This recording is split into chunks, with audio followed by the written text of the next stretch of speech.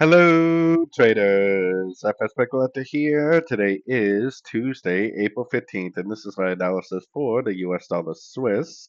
If you haven't done so yet, definitely do check out my free Discord group, which is linked down here in the corner at the end of the video, and take a look at my website, fxpipcollector.com.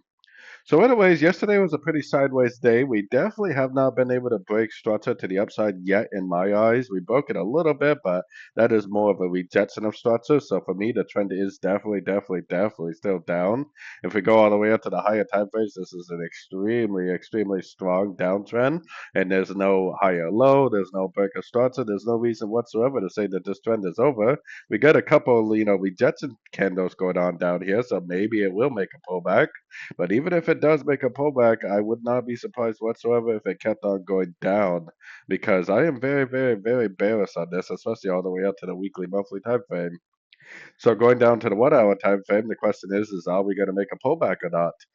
We really don't know that it's going to make a pullback until it breaks this high right here. And if it does break that high, the first thing I would do is throw my Fibonacci retracement on here.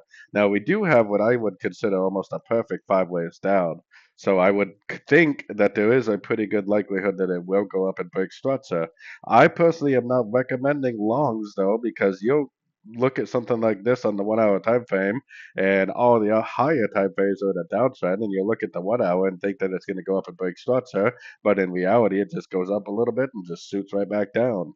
So I am definitely still only recommending shorts until we get a break of this structure. If we do get a break of that structure, then there's no reason not to look for longs after the break of structure.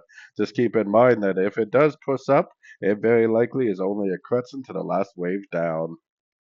So anyways, don't forget to like and subscribe, and as always, thank you for watching and happy trading.